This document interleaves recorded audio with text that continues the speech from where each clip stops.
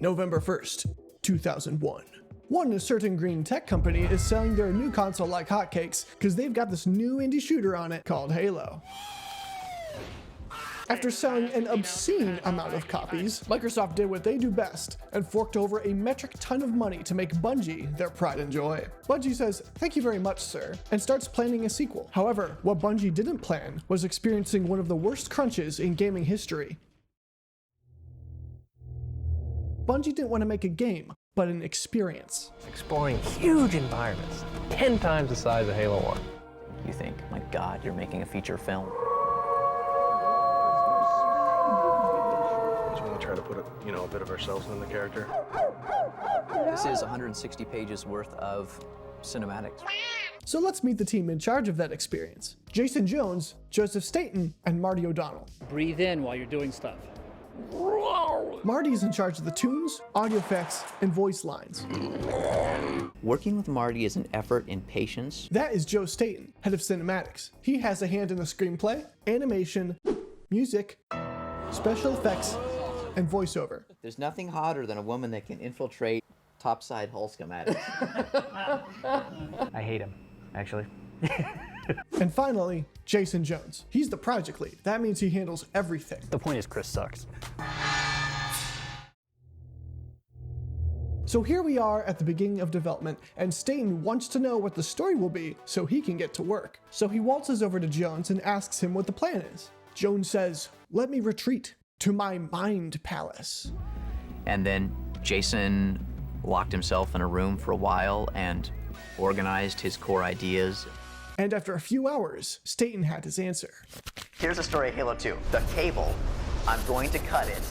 Only blood will pay for this. And I'm a monument to all your sins. Bam, done, that's the story. Those were the 3 lines that Jason came to the beginning of Halo 2. So the team dreams up a heater of a sequel. New enemies, new vehicles, large-scale battles, beautiful stencil shadows, a massive campaign, and a new playable character. I'm going to cut it.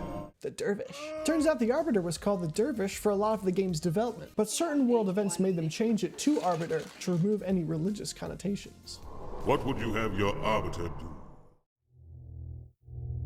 So the team gets to work, and Jason, what's that level on the whiteboard? Why, that's Forerunner Tank, our most epic level yet. What does a Forerunner Tank do? Be awesome, blow things up, glow a lot from little windows. Okay, great. So what happens when you play it? Awesomeness would ensue. One of the top design leads of the early 2000s, ladies and gentlemen. But the studio didn't have time for questions, because E3 2003 was racing towards them. Halo 2 is going to be shown there, and expectations are high. So the team pulls together a demo with some exciting new features, and a familiar face, Sergeant Major Johnson. Oh, I know what the ladies like. Knuckle up and get ready to dance, you pasty bag! Take no one. We are back, baby. We are back. You climb up on the cruiser and kick the guy off. I lost it. I'm sorry. We can't wait. This game has to come out now. It seemed like a war, like a real battle. But the truth is, the game is awesome, dude. Everything's going great, or was it? Turns out that cool demo was in rough condition. If a player were to wander off the demo's set path, automatic crash. This is why Staten is the one playing the demo, not journalists. But it gets worse. During the show, a Bungie dev was going behind Staten's character, deleting assets so the demo doesn't overload and crash live on stage. Now, why was this happening? Well, in the gung-ho throes of developing the demo, Bungie missed a crucial detail. The Xbox couldn't run it. This would be so cool, damn the frame rate. Oh no! Turns out their stencil shadows, environments, and special effects were too much for it.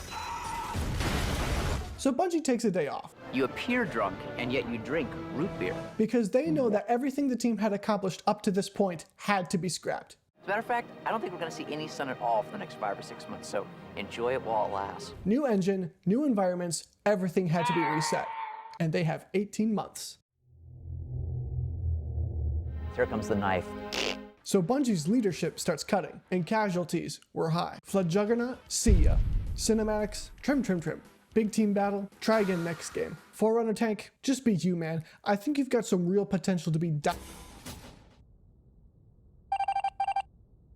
With a third of the campaign missions cut, Staten came up with a new script and ending. This new script had less playtime as Chief, more playtime as the Arbiter, and a cliffhanger ending. Marty was skeptical. You do remember who's on the box, right? It's the Chief, not the Arbiter. But they had no choice. They had just a few months to ship the game, and this was the best they could come up with. Back in Microsoft HQ, a plot had formed. The suits had an important question. How can we ruin this game? Microsoft wanted Halo 2 to ship alongside Xbox Live, but this meant releasing the game before it was ready. They put it to a vote, and one by one chose to send it out early. But one man wasn't having it. Ed Fries is a friend of Bungie's. But he was about to become a best friend today. After the vote, he storms out of the room and tells the executives that he will quit on the spot if they don't reconsider. The suits are forced to give Bungie the extra time. But Fries still quit 6 months later. He wasn't a fan of the values the company had shown. So if the suits wanted Halo 2 to ship with Xbox Live in 2002 and Combat Evolved came out in 2001, that leaves... oh man. The months are racing by and the team is really feeling it. So they crunched, but not just any crunch. These stories are some real crispers.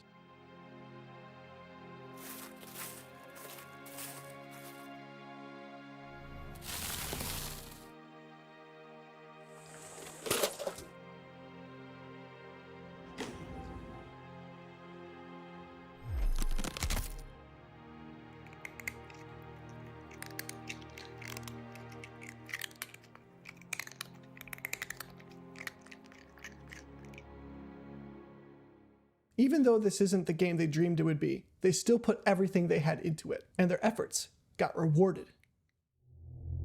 Is this thing on?